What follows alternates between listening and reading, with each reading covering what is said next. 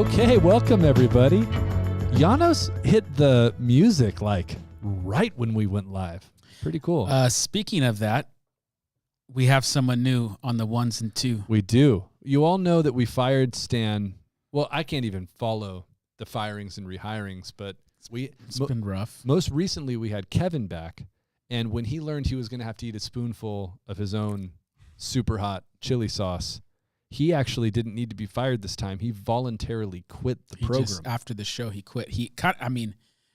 We had to replace some stuff because he kind of like kicked some things over and was upset. He stormed out for sure. He said Melchizedek, and he did. It was rough. Yeah, I think he thinks that's a swear word. So we got someone new. Yeah, we went all the way to Eastern Europe to get everybody. Hey, it's Janos Kabai. Those of you who don't know, he's a very faithful servant at our church. He's also, and this is a word that I had to define for Isaac after I used it. Janos is what I would call unflappable. Would you say that's true, Janos? Is that unflappable? I mean, that's a bird that's maybe it's trying to flap and it can't. But Janos cannot be flapped, which I assume is what unflappable means. I still don't know what it means, man. It sounds like an insult to me. You're saying you meant it as a compliment. It is a compliment. Being unflappable means you're like unperturbable. Okay, well, you're one of the most unperturbable people I've ever known in my life, Well, man. now it definitely feels like an insult. Hey, the other good news. Yeah, tell the people. We picked up our first sponsorship. Our very first sponsor. We've been, as you know, if you're a fan of the program, we've been desperately trying to get sponsors since day one. So, Obsessive Gardener, he shot us over some peppers. Golden Reaper. This is just called Orion. Oh, that has that weird bird nose. I guess they call that a beak, a bird's nose. What do we got here? Sea Reaper, Carolina Reaper. That's a real Carolina Reaper right there. So my hands are probably gonna, if I touch my skin, it's probably gonna burn. Don't touch your eyes after that. So we might do something with these. We might try to lure Kevin back. But we definitely ain't starting off the episode by eating this stuff. No. Now what we can start the episode off by eating, check that segue out. Oh, yeah, this is good. Our other sponsor for the program today is direct from the John the Baptist Diet Institute. Yeah, so John the Baptist was known for eating locusts and wild honey, and we happen to have here a bag of locusts. If only we had the technology to like zoom in so you guys could really see the face on this little beast. Yeah, so this Sunday I preached at the church on John the Baptist, and I went over the John the Baptist diet, and I was just like, dude, I can't believe no one's marketed this. Yeah. There's every gimmick diet in the world. Daniel diet, Old Testament diet. And I was like, how come no one doing the John the Baptist diet, man? Because you let me tell you something.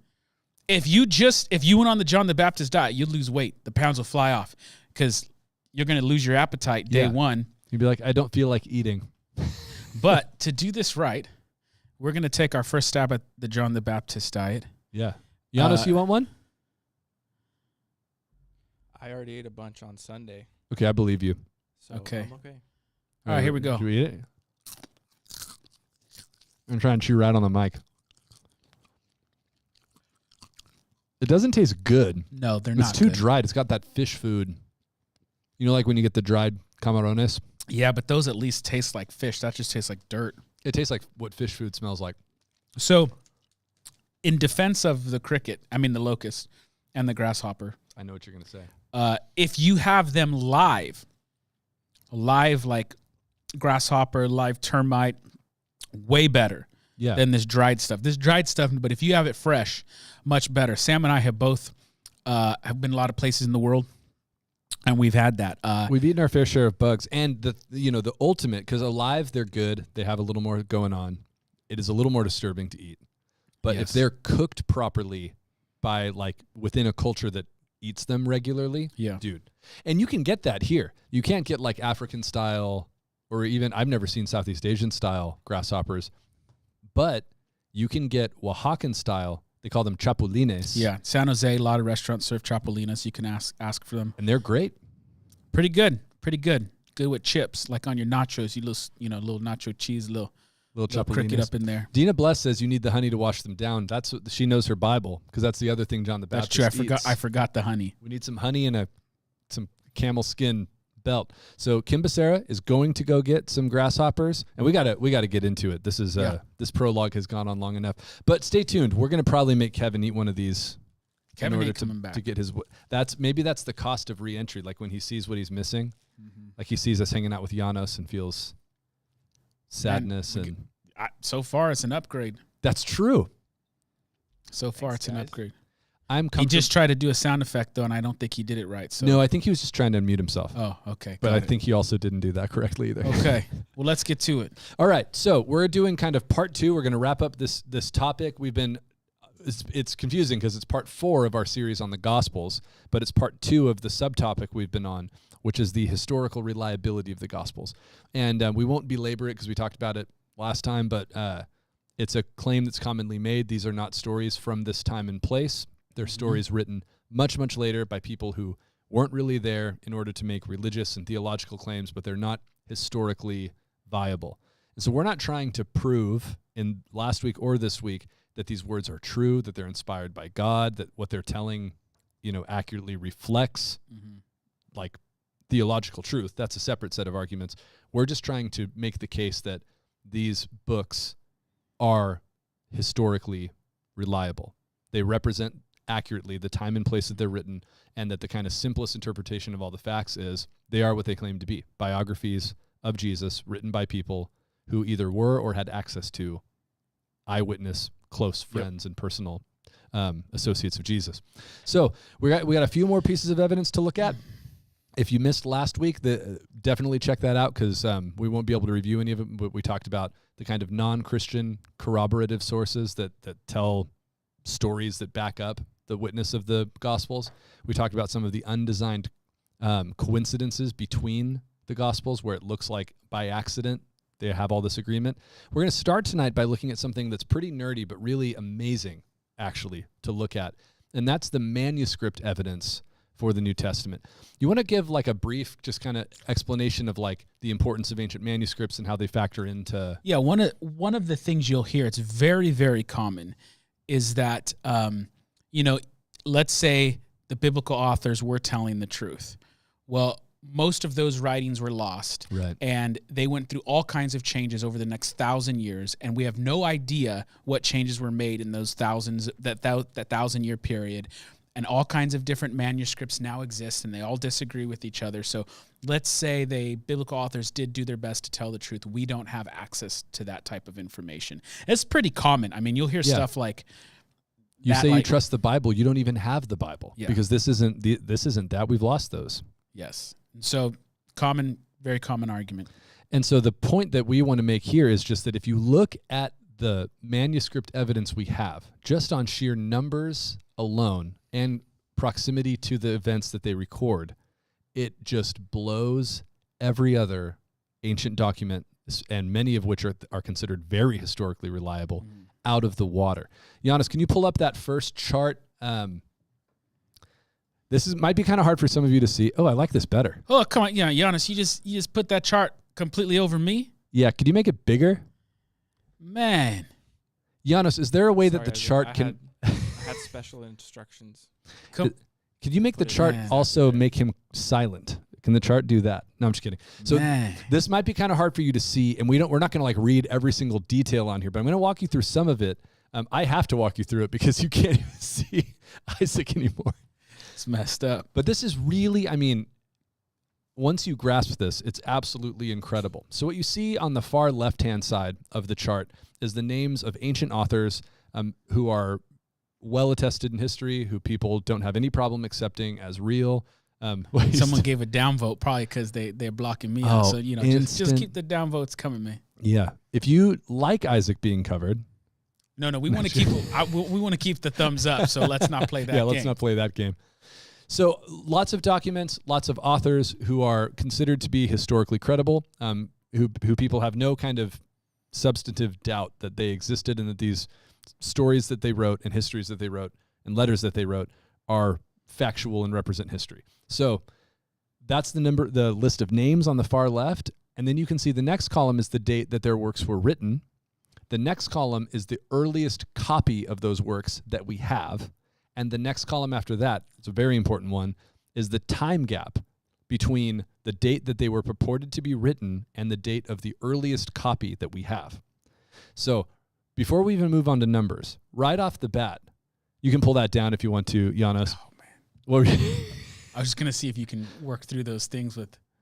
If you had what would have been awesome, you're not the kind of person to do this, thankfully, but if you had just, while I was doing that, like your hand reached out from behind the chart and just slapped me in the face. Yeah, I'm not that person. No, you're much more passive with your aggression. Yes. You could have done like a magic trick where I cut back and Isaac's just gone. Yeah, I should have just bounced. Have it your way, man. You like me being covered, do you? Everybody would have got out of class early today. So the time gaps, we'll pull it back up in a second, but just so you know, what that's talking about is the gap in years between when this document was written and the earliest copy that we have. So pull that chart back up again, Janos. Yeah, this is pretty significant.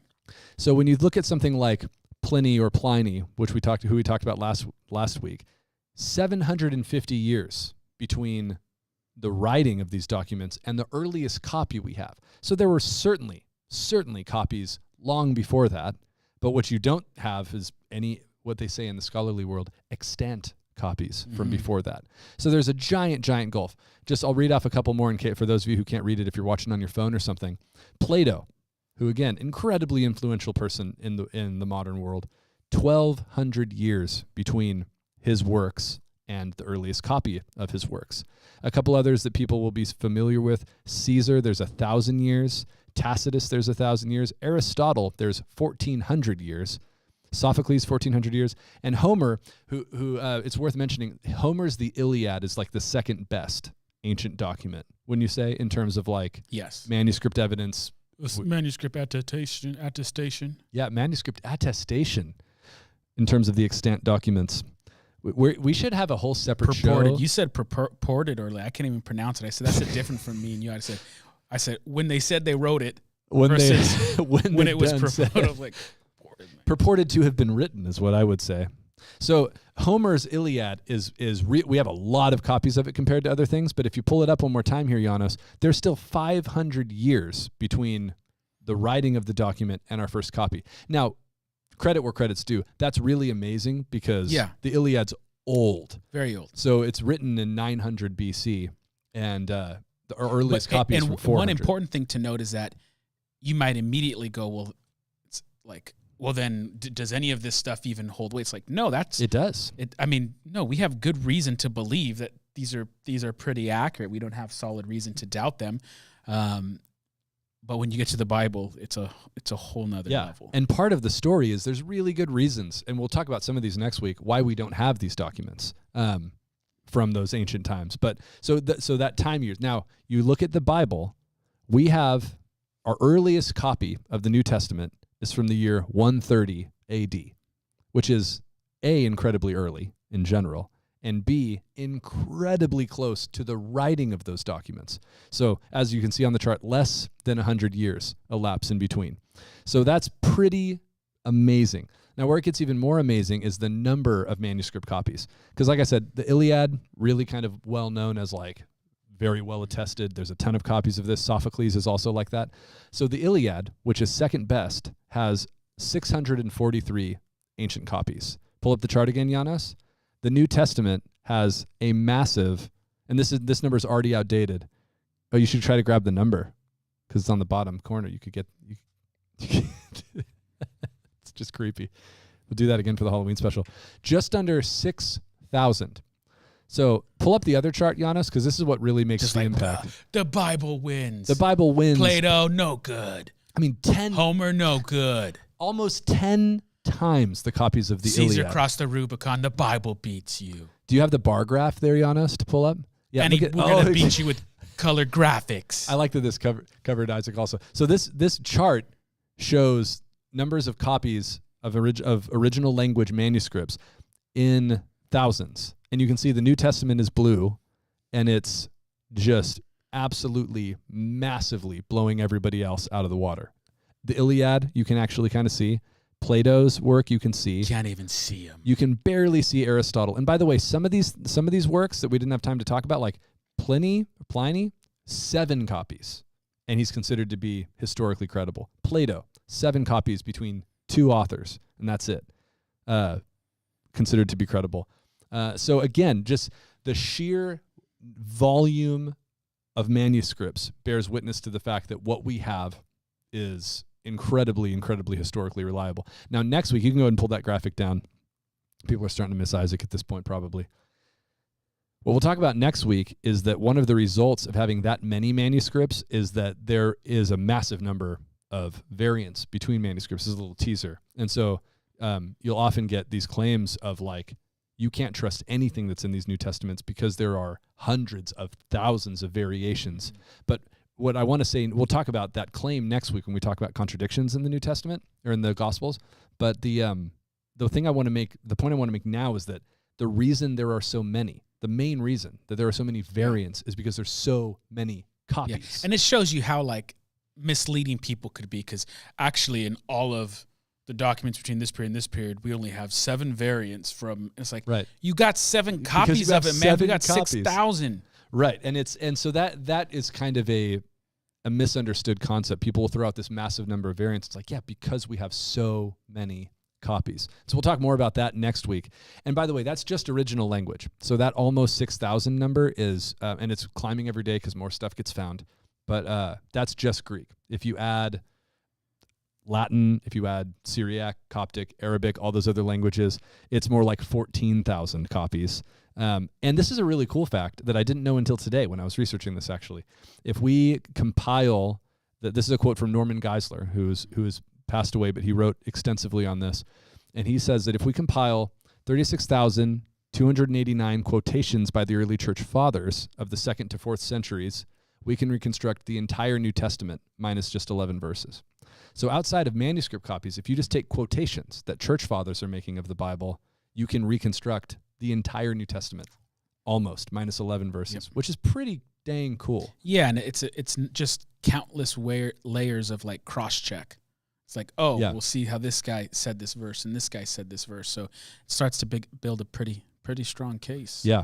And again, the thing to remember, don't worry about exact numbers, but just know that when it comes to the numbers of manuscripts and the earliness of manuscripts, the Bible doesn't just beat everybody else. It's like a crazy outlier. Yeah. You can be like a ultra skeptic that doesn't believe any history.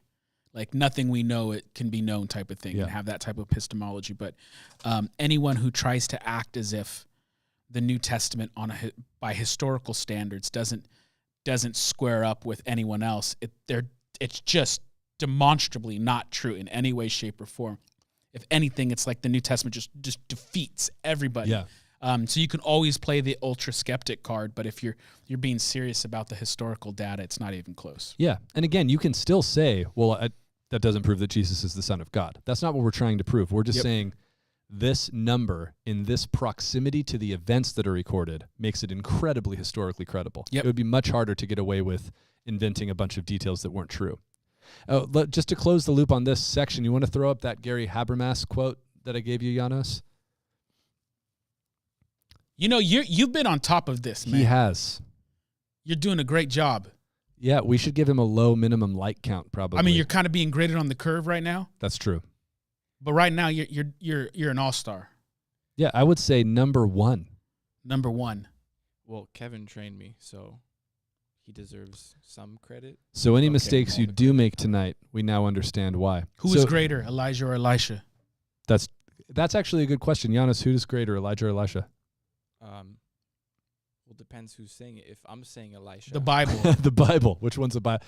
Who gets the double portion? Who got the double portion? That's where you just aggressively... You want a double portion of this locust, man? Double portion of the reaper? Dude, I do not want a double portion of those reapers. No, I'm actually... They're another level. We're not going to get sidetracked, but just so you know, I snack on like super spicy peppers, no problem. But there exist peppers in this bag that like even with all my pride, I'm not going to open up the show eating one of these things, man. Because they're another level. This goes back to the rebellious divine council. Yeah, they're responsible for this stuff, man. That's these are thorns and thistles. Yeah. Now tell us in the comments if Zach Buffum, Janos is better than Kevin. Misaligned priorities parallel my desires. That sounds like a lyric. It does. It sounds like a Project 86 lyric. but I don't. That would be cold hard dreads driven into parallel to Zach, go ahead and throw any Project 86 lyrics you want. Repel. In the comments, not necessarily in the chat, if you're watching this later, in the comments as well, let us know if we should add a new segment to Theology Live that involves Kevin eating a hot pepper and then explaining a theological concept immediately after. That's already done. We need to hit 15 likes. So 15 likes, and Kevin will eat a spicy pepper and then explain it. It's going to be called Spicy Theology Minute. Dude, he has 60 seconds after he's swallowed. 60 seconds to explain. Yeah. And I'm talking like you got to explain Pelagianism in 60 seconds after eating. This is the best idea I've ever had. All right. So you can pull the Habermas quote up again. Look, Giannis even took it down because we weren't talking about it. He's on top of it. It's probably too small for you to read, but I'll read it to you. He says, this is an excellent scholar who we've actually had here, which is awesome. Not on Theology Live, but at our church. Oh, my gosh. Isn't that true? Sorry, just Zach's posting more lyrics. We concentrate on the sun until our eye. Oh, that's man. 6 Sirens. That is. Project 86 and POD, featuring Sonny Sandoval of POD. To show that you're an OG like Zach with Project 86, he went straight to the first album, to a not well-known song, and he made an interpretive decision about how to spell sun. That's an important interpretive decision. Zach gets it. He gets it. All right, so Habermas says, the New Testament has far more manuscript evidence from a far earlier period than any other classical works. There are just under 6,000 New Testament manuscripts with copies of most of the New Testament dating from just 100 years or so after its writing. Classical sources almost always have fewer than 20 copies each, and usually date from 700 to 1,400 years after the composition of the work. In this regard, the classics are not as well attested. While this doesn't guarantee truthfulness, it means that it is much easier to reconstruct the New Testament text. So, the reason we're spending so much time here is because this is really powerful evidence for just the kind of knee-jerk, I heard it somewhere and I'm repeating it type of skeptic thing of well, they were written way later and we don't even have the original words. And it's like, no, we have very high degree of confidence that what we have is very, very close to the original. Yeah, and just kind of like the quick rebuttal, it's like, because you're not going to remember all the numbers, you're not going to remember all the dates, but when you hear that, because again, it's very common, it's like, actually, no, man, you should look into it. Most of the stuff from the ancient world, we got 10 to 20 copies tops, and they're written like close to 1,000 years after the fact. And the New Testament is thousands upon thousands within the first few hundred years. Yeah, and that's something quick, and it's like, no, you go research it. And put the ball in their court, and then you also have time to go look it up. You just Google this stuff; you'll find the charts. Yeah. It's not like and then you put your sunglasses on and walk away. Concentrate on the sun until your eyes bleed. Okay, so here's another category of gospel trustworthiness that I think is really interesting. We'll move kind of quick here, but it's helpful, and I think it's one of those ones it's less of an apologetic when you're defending the historicity of the Bible, but just for your own understanding of it, and that's that. The claim that the Gospels are these made-up stories to make theological points for the early church is really argued against by the huge number of embarrassing things that are there in the Gospels. Things that make the apostles look really bad, that make the kind of first Christians look really bad, and things that, frankly, you would be very, very unlikely to include unless you were just bent on telling the true story. So if you're inventing a story, you don't include details like these. Yeah, and important to note, like, we live in the world of technology, so if you say something that's not truthful, or you contradict yourself, there's way more likelihood of being like, dude, we have the book, we have records, there's witnesses, there's social media, there's video, everyone's recording stuff on a cell phone. So what happens is that in the ancient world, there was much more, and through most history, there's much more likelihood people are going to let's not include that part where I did this stupid thing. And so you get rid of the bad stuff, you exalt your heroes in the story, and that's just standard practice. I mean, it's standard practice, and most people still would do that if they couldn't get so caught easily. And even with that said, with being able to get caught so easily, people still totally be lying and making stuff up. And to be clear, you don't even have to lie. I mean, we're just talking about you could just omit something that's embarrassing. Omitting an embarrassing thing that you don't want in the public. That's not even wrong. That would be fine. You could tell the story and just kind of we do that just when we're telling stories to each other. Not me and you specifically, but people. You're telling a story and you did something lame. You don't go out of your way to include the lame thing you said. Only when it's about someone else. That's true. Then you emphasize that Then at we make expense it a of point. everything else. So there's tons of things in the Gospels that are examples of this, but just to name a few, all 4 Gospels record Peter denying any affiliation with Jesus 3 times.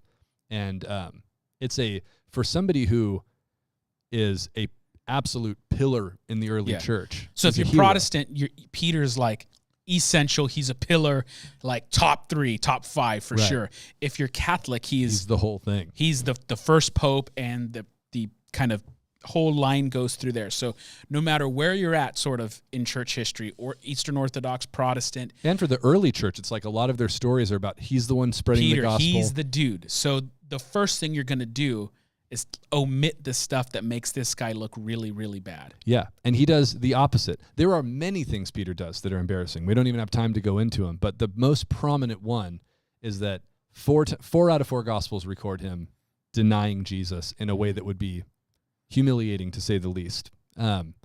Unless everything about your world, unless A, you're telling the truth, and B, everything about your understanding of reality and how you relate to And a lot Jesus. of people think there's good reason to think Mark's gospel is using kind of Peter as a source. So, it's one of those things. Mark looks up at Peter and is like, dude, you want to include that? And you can see Peter almost going like, we have to tell the truth. Keep it in there, even at my expense. And Mark's the first gospel, so it's not like he has to because the other people said that happened, right? Mm-hmm. And so and again, it's not just that. Peter's also the one who, goes on the warpath with a sword when Jesus is getting arrested and gets rebuked by Jesus. He's also the one who tries to tell Jesus not to pursue his messianic path and gets called Satan by Jesus. Yeah. Jesus says, "Get behind me, Satan." And Peter includes that. Now, Obsessive Gardener, you're here a little late, but we forgive you. Our first sponsor, he sponsored us with these peppers. We gave you sponsorship props. We already also talked, but I'll you missed it, man. At the start of this episode, I ate the Carolina Reaper, just like no problem. I didn't even blink, nothing. I ripped one in half and rubbed it on my eyes. The Orion, no problem. What was the other one that I ate? The Golden Reaper. What was the other one that I ate? So convincing. This is that example of your creating embellishing details about what actually happened. Here's Obsessive. We already told the other folks this, but what the plan is, we're going to introduce a new segment called Spicy Theology with Pastor Kevin, where Kevin has to eat a pepper like this, and then he has 1 minute to explain a theological concept while he responds to the pepper at the same time. It's going to be great. So be back next week for that. So hopefully that concept makes sense, that there are these embarrassing details. You also have many times the disciples don't understand Jesus' teaching. One classic example that's in multiple Gospels is Jesus is trying to give a metaphor about leavening and bread and the leaven of the Pharisees. And the disciples are like, oh, dang, Jesus is upset because we didn't bring any bread on the boat. And Jesus has to be like, you guys seriously don't get it still at this point? There's tons. The disciples look like they don't get it. You have Thomas refusing to believe to the very end. Peter's, like you said, the get behind me. You have him chopping off the ear. Right. And it's just one thing after another. There's a storm, like, save us, we're all going to die. And it's just like countless stories. The foot washing scene. Yeah. Just one thing after another. The fact that Jesus washes their feet is crazy. But then also Peter's response to that is embarrassing. He's like, you can't do that. And then Jesus is like, no, I have to. So he's like, well, then do it all. If you remove like your ultra skeptical lens, it appears that the gospel authors are doing their best to preserve the truth, even if it makes them look bad. Yeah. And again, it's baked into the design of the story that it be told this way. Now, Zach Buffum likes Theological Hot Minute. He also named it better than we did. And Zach also, if you scroll up, you can actually click on the comment and bring it up. That one, Zach brought up the example that I was going to bring up last, which is the first witnesses of the resurrection. Now, all 4 Gospels, again, all 4 record that the first witnesses of Jesus' resurrection are women. You want to give a quick explanation of why? Zach summarized it by saying the ancient world says no good to that. But what's your... So you have to have 2 or 3 witnesses in Jewish law to preserve to give testimony that an event happened. But in the first century, there was actually kind of rules that almost like, well, you got to have 2 or 3 witnesses be from a man. So for women to be giving the eyewitness account in the first century Jewish world wouldn't have been like, oh, well, that proves it. In fact, it actually calls it into question. Yeah. Now, again, that's not right. We're talking about how the world was at this time. And so the last thing you would do is have like the women being the first witnesses. You're going to be, okay, let's have our story shaped a little different to have proper kind of authorized eyewitnesses to give testimony to this. But the gospel writers are consistent. They're like, no, that's not how it happened. Right. Jesus appeared first to the women. And he did that to attest the most important thing, the most important event in human history, the resurrection of Jesus. And so the thing that they're going to go on to argue about and have denied by both Rome and the Jews, and this is going to be the central like crux claim of the entire religion. And they all say the first people who saw it, their testimony wouldn't even hold up in court at this time in history. Quickly now go tell the disciples. Quickly now go tell Peter. Yeah. And it's actually something beautiful and quite remarkable that, again, there's these little things that you might just skip over. One of the other ones was from last week. You mentioned that in the interrogations from some of the Roman leaders, there was documentation about 2 slave girls who are being tortured for their faith in Jesus. But they are called slave girls in the Roman world, but the author notes that they were deaconesses in the early church, which is a position of leadership. So it's just this thing that you can like gloss over, but it's like, no, you're telling me within the very beginnings of Christianity, the slave girl who is at the bottom of the ladder in the Roman Empire, in the church world, she's given this deaconess position, and it's a role of honor and ministry. So it's showing you how from the very beginning of Christianity, it's flipping everything upside down. And this is the same thing, that the Gospels would preserve the fact that the first people to see the resurrection were these women. They go tell the disciples. And it's really, really important to note, because we have a built-in worldview that makes us say, well, that's so cool that they're subverting the social order and that they're highlighting a marginalized group, and that Jesus would. No one thought that was cool until very recently. The only reason why you think it's cool is because you've had 2,000 years of Christianity to teach you that it's cool. Exactly. You wouldn't have come to that conclusion. It's like all the morals and ethics that even people who aren't Christian are borrowing Christian ethics to try to critique Christianity. Exactly. Yeah. And so there's nobody in the ancient world, Jewish or Roman, who sees that Jesus chose to reveal himself to women and goes, wow, look how cool Jesus is. Like, you see what he did? He's flipping everything up. Nobody, like Isaac said, what you see there is an early movement towards what we now have, which is we value the marginalized and the vulnerable and the underappreciated and the overlooked. There's actually remarks from people, hey, the only people, Christians, they're just poor people and a bunch of women. Yeah. And it's like, well, that's just the ancient way of discarding them. Well, they're poor, and there's a lot of women who believe that. Now, that's inaccurate. It wasn't that only poor people and women were believing the gospel. Within the book of Acts and the gospel account, you have rich people as well. So the body of Christ was diverse, but there was an overwhelming amount of the first followers from the kind of bottom of the socioeconomic ladder. Yeah. And it did draw women in, because it was this way of saying God's love is universal. Yeah. And again, it's why it's so transformative culturally for Paul to say there's no Jew, Gentile, slave free, male, female. That's another good one. The prayer in the garden, sweating blood. So the disciples fall asleep 3 times. Yeah.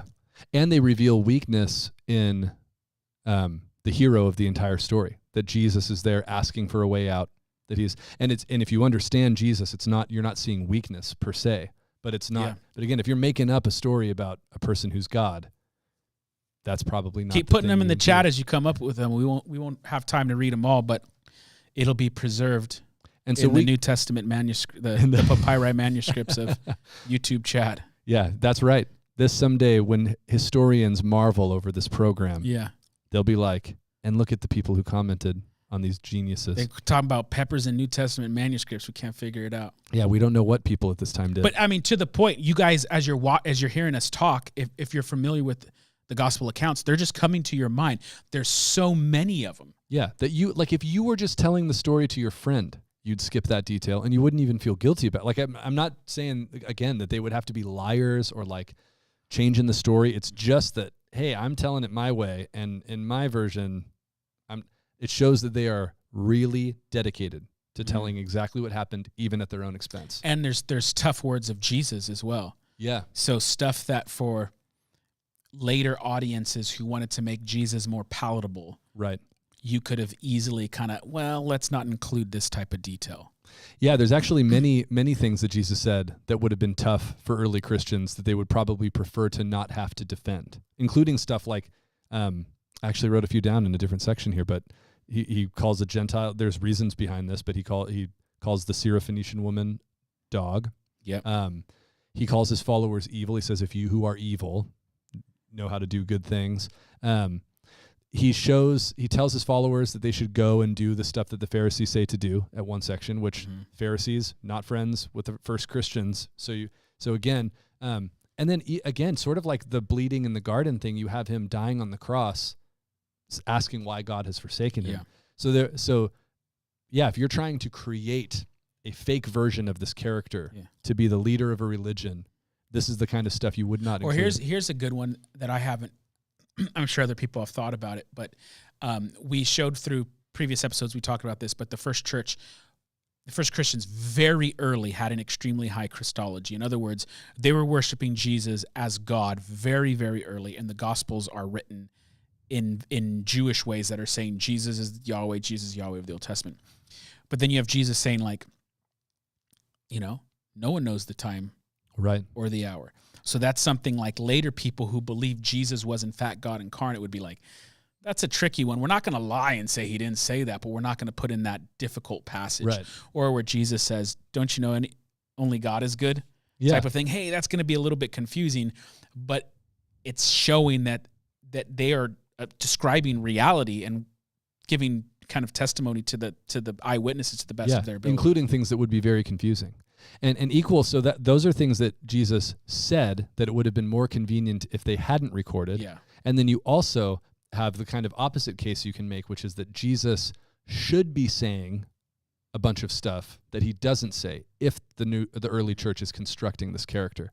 Because we know from Paul that there's all sorts of issues that the early church is wrestling with, from how do you organize your church services, the role of women in church, how should people be dressed, what do we do about spiritual gifts, and on and on and on. All these things that Paul is dealing. Jew-Gentile relationships. Yeah, that's a good point. That's how do New Testament Christians relate to Old Testament law? Yeah. Is Paul's having to address in every one of those letters pretty much. And when we get to the Gospels, it's not that it's not existent. You have Jesus in the Sermon on the Mount, for instance, I did not come to abolish the law, but to fulfill it. But they're not like inserting, and this is where Jesus taught us this about the law.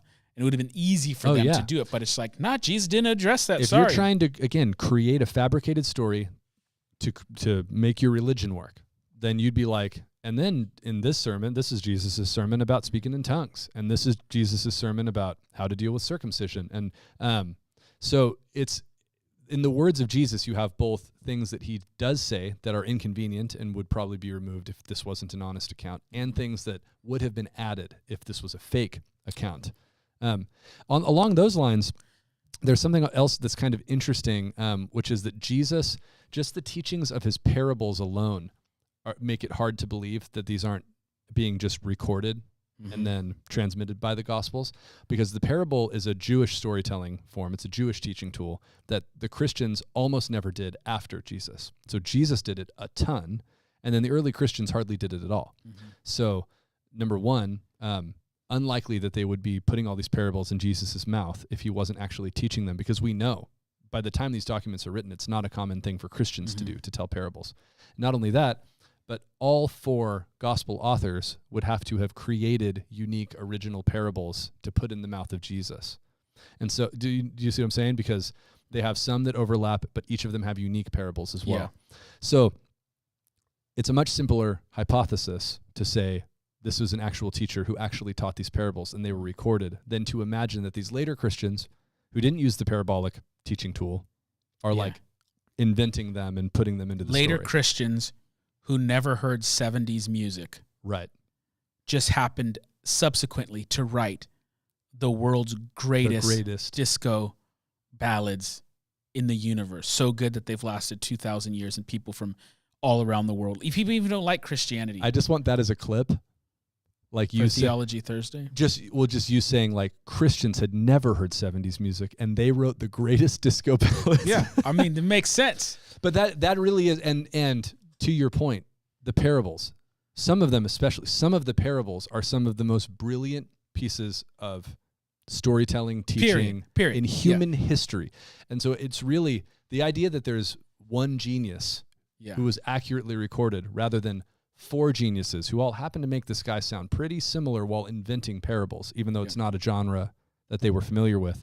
The prodigal son can be told in every culture, in every language, in every point in history. Yeah. And still completely break you and shatter you and move you. It's that good. Yeah, Parable of the Sower is on that category also, I would say.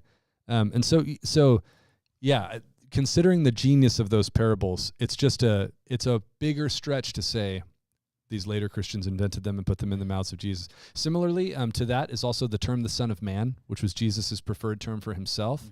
But Christians subsequent to Jesus don't really use that term to describe him, which is interesting. Not a lot of people talk about that, but that's that term. Jesus uses it for himself, but you don't see early Christians really using it. So again, just another bit of evidence that the words of Jesus are being transmitted accurately rather than being created by later Christians. Probably not the title they would have used for him. I just remembered something. Did we forget our other little segment? That's next. Okay. You ready for it now? I'm ready for it. It's time for the tweet of the week. That's not I don't like that tweet. That is not a good tweet. Janos, you just got down. You were rocking it. Wait, hold on. Let me ask a question though. Did you or Kevin choose that tweet? It was a collaborative decision. You did it together. I thought it was hilarious. I think you were manipulated by an evil leader. I want to give it to us one more time. It's not. I kind of like it now. No, that's not good. It's not a tweet. Not how Twitter works? No. It's a tweet. It's not a duck dying. Like a duck dynasty.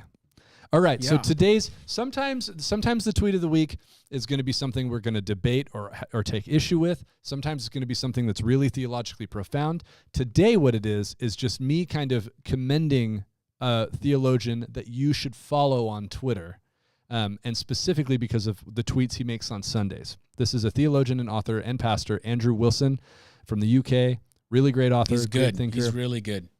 And what he does every Sunday is he has a Happy Lord's Day tweet that it will just be the most beautiful, over-the-top, amazing theological idea, but expressed in a kind of like ecclesial-sounding way, liturgical-sounding way. And it's always ended with Happy Lord's Day. It's poetic without being poetry. Yes. It's poetic and it's beautiful, and it's kind of, all of them are designed to, like, you wake up on Sunday morning and you see that tweet and you go like, let's go to church. You're like, how's he doing this every Sunday, man? Sunday come every 7 days and you still got a good Lord's Day one every time. Yeah. So we're just shamelessly plugging a theologian we like here and telling you to look at his Twitter every Sunday. Here's one example. He says, every reign in human history ends with the grave swallowing the king or queen. Today we celebrate the glorious exception when the king swallowed the grave. Where, O death, is your victory? Happy Lord's Day. Now, if you were thinking, maybe I'm not going to go to church this morning, I'm kind of tired, I don't really want to get dressed, and you read that tweet, and you still don't go to church, I'm not going to say you should question your salvation. Jesus rose from the dead, and you can't even get out of bed. Keith Green said it best. So Keith Green also has a prodigal son song that'll make you cry. It will. I like Obsessive Gardener saying that the prodigal son makes him feel like crying almost every time he hears it. I agree. It's the most powerful story. 3 prodigal son recommendations. Okay. Keith Green. Keith Green. And what's the song called? The Prodigal Son Suite, I believe. So that's the first one. Then the second one is by Dustin Kensrue. Oh, yeah. Called Please Come Home. Okay. This is good.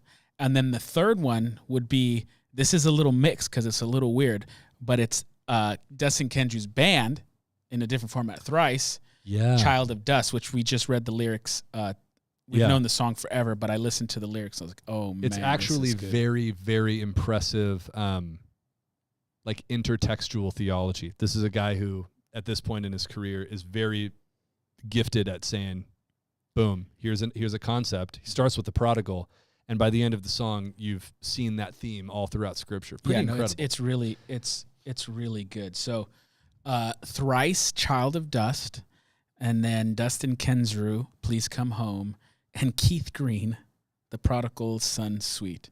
Yeah. Any other ones? Those are that's put great. them in the chat if you got other Prodigal Son recommendations. Prodigal Son jams. While you're doing it, hit the like button. Subscribe if you haven't. Yeah, ring the bell, as they say. Ring the bell. Do. Ring the bell that's when you get notified. Okay, we've got 15 minutes left to do one more thing. Casting Crowns song, Prodigal. Thank you, Obsessive. There's another Keep the suggestion. recommendations coming. Keep them coming, and we're going to move into our last piece of evidence for the historical reliability of the Gospels. And this is something that could easily become a full episode length rabbit trail. So I'm going to try to not dive as deep into it as I want to. And this one is just the historical details that the authors include in the books. And this is of central concern because if the gospel authors don't know what they're talking about in terms of the place and times that they're writing about, then you can throw the whole thing out. And we could think of modern analogies for this. If I claimed to be from Gilroy, so say you meet me somewhere else and you say, oh, I'm from Gilroy, and I go, oh, I grew up in Gilroy. I lived there for 10 years. Then how many times you go to the Garlic Festival? You're like, the Garlic? What's the Garlic Festival? And that's an obvious one. You could even be like, hey, which 7-Eleven did you go to? Yeah. And if I can't tell you, at least in the 90s Gilroy, if I can't tell you I went to the First Street 7-Eleven. So if I immediately start getting details wrong, or if I'm like, oh yeah, I grew up in Gilroy, I love it. I love my favorite beaches are in Gilroy. Mm-hmm. And you immediately go, there's no beaches in Gilroy, Yeah. dude. Like, what are you talking about? Or you go like, oh yeah, I love to climb to the summit of the 6,000-foot peak that we have in Gilroy. I used to get Poke Bowls in Gilroy all the time. That's a heartbreaking one because that still is not possible. Where's the Poke Bowls? Where are the Poke Bowls? Zach Buffum, Iron Maiden, Prodigal Son, but I don't think this helps. I've never heard that one, but I'm pretty sure it's not going to be theologically credible. Probably not. So you get the point. If I get basic details about Gilroy wrong, it's really clear I'm not actually from Gilroy. Mm-hmm. And if it's even more specific, let's say I say, yeah, I grew up in Gilroy in the late 90s, early 2000s. Mm-hmm. And you go, oh man, did you you go to First Street Coffee? And I'm like, I've never heard of First Street Coffee. You'd be like, well, dude, if you were a high schooler in Gilroy in the early 2000s, you've heard of First Street Coffee. Yeah. And so, even like to the specificity of the Gospels, it would be like, oh yeah, I love their Frosty Mint Mocha. And it was like their special type of thing. That was real. Oh, because I'm from good Gilroy knowledge. in You the could 90s. say like, oh, Odie's kitchen sink. No. Yeah. Oh, of course I loved Odie's. I always had a kitchen sink type of thing. And then all of a sudden it checks. Like, yeah. Oh, okay. And similarly, on the opposite side, if they're getting stuff wrong at a really obvious level, then we've got a major problem. So if I'm like, oh yeah, I love Odie's. I loved their Poke Bowl. Like, yeah. You don't get sushi at Odie's, dude. Yep. So that I'm sure that kind of makes sense. Zach Buffum says if they say they love downtown, you know they're not from Gilroy. Come on, man. I'm not going to co-sign on that. That's Zach Buffum talking. It doesn't reflect the beliefs of South Valley Community Church or its pastors. Come on, but the short version, and I'll give some examples, is that the gospel authors, especially as ancient authors, are unbelievably accurate in terms of their familiarity with and their consistency in their descriptions of their place and time, geographically, culturally, and in every other way. And this doesn't seem as impressive to us as modern people, but like you said earlier, they can't Google this stuff. Like if you're not from there and if you weren't there during the time when it happened, you can't go research. So like one tiny little example, because they do this with famous places, tiny places that aren't famous. And that's more impressive, by the way. Yeah, the smaller places are more impressive. Yes. Bodies of water, big ones and small ones, all kinds of travel routes, all kinds of stuff that are regularly referred to consistently between them, but they also all have unique ones that they didn't get from each other. So one really random example of this is Jesus. He's giving one of his speeches where he's giving woes, and he says, "Woe to you, Chorazin! Woe to you, Bethsaida! For if the mighty works done in you had been done in Tyre and Sidon, they would have repented long ago, sitting in sackcloth and ashes. But it will be more bearable in the judgment for Tyre and Sidon than for you. And you, Capernaum, will you be exalted to heaven? You shall be brought down to Hades. That's brutal, first of all. It is brutal. But those three towns, Chorazin, Bethsaida, and Capernaum, were all within a couple miles of one another at that time period. Capernaum was a well-known town, but Chorazin was not only not well-known at the time, shortly after. We know where it is now because of archaeology, that it's in the right spot. But scholars believe that there was literally no way that the gospel authors could have known about Chorazin unless they were actually either from there or talking to people who were from there at that time. Because there's no other literary reference to Chorazin. We only know about it because of archaeology, rather. So, and this is the most important thing about this. This is not true of the slightly later pseudepigraphal gospels. So you have all these fake gospels. We should probably do a whole episode on these at some point. On That's true. Gospel of Thomas, Gospel of Philip, what else? Gospel of Judas, Gospel of Nicodemus, all kinds of fake gospels. They're called pseudepigraphal because they're not really written by the person who it says it's written by. They can't do this correctly. And so these are gospels that the simplest way to say this is the claim that's made about the gospels being fake is actually true of these ones, meaning this is what a fake gospel looks like, and they can't do place names. Most of the time they don't even try. No, they don't. I mean, this is what kind of blew my mind when I was doing the research for this, is that so the Gospel of Thomas, the only location it names is Judea, which would be the equivalent of me claiming to be from Gilroy, but only being able to name California. Yeah. That's right. That's a good example. The Gospel of Philip names Jerusalem and Nazareth, and that's it, and the Jordan River. And the Gospel of Judas mentions, like you said, 0 locations at all. Because they know it's like they're going to get busted. Yeah, because they don't know. And they don't know. And so the Gospel authors mention dozens upon dozens, and some of them are incredibly tiny, like Chorazin. In the year of so-and-so, in this region, under this governor, da-da-da-da, da-da-da-da. Even the route options to get from one place to the other. The road to Emmaus. Yeah, the road to Emmaus, the multiple ways to get from the Gentile world to the Jewish world. How do you do it? By avoiding Samaria. Road to Jericho, yeah.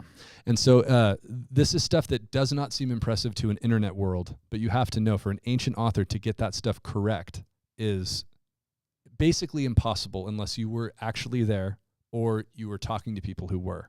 That's also true of the kind of some of the cultural stuff. There is a Jewishness, for lack of a better word, to the Gospels that would be, I mean, it's not just that it would be hard to imitate, because again, the pseudepigraphal Gospels cannot do it. So one really interesting example, I'll be brief here because this is super nerdy, but every culture has like names that are super popular. So chances are everyone watching knows someone named John.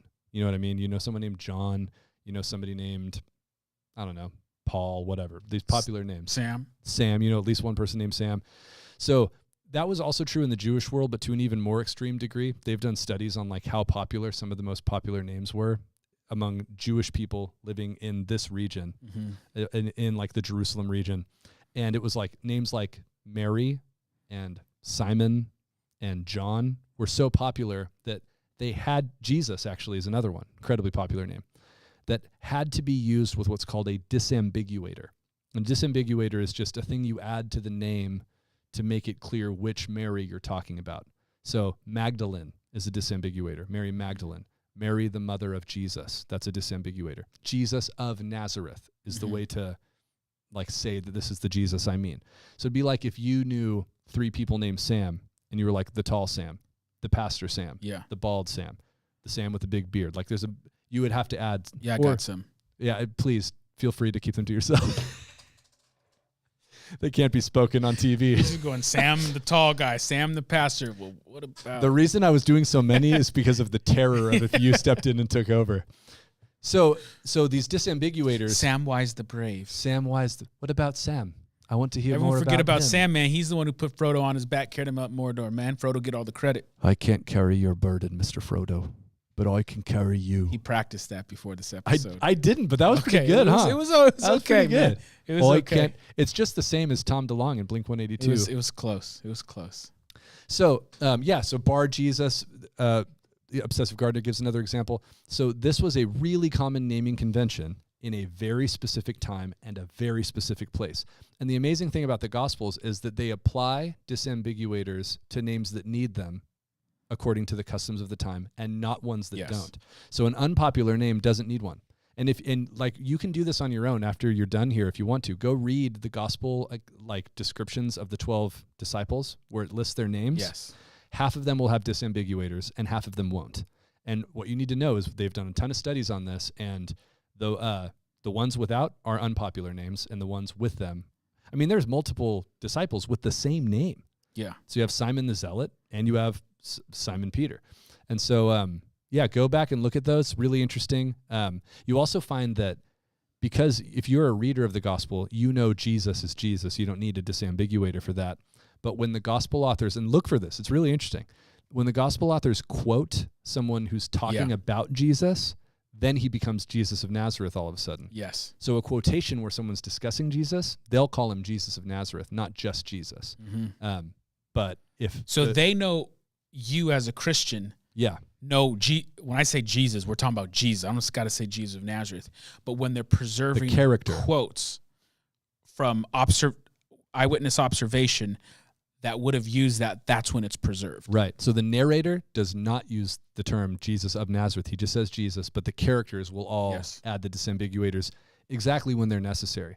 Which, again, we've been given a number of these that by themselves, like, oh, that's interesting, but it starts to become like unlike you can't it's like, dude, there's at least at minimum like a lot of truth in here. Yeah. We're not on Word of God or inerrancy yet or anything like that, but it seems it becomes to be hard close to be to like the story.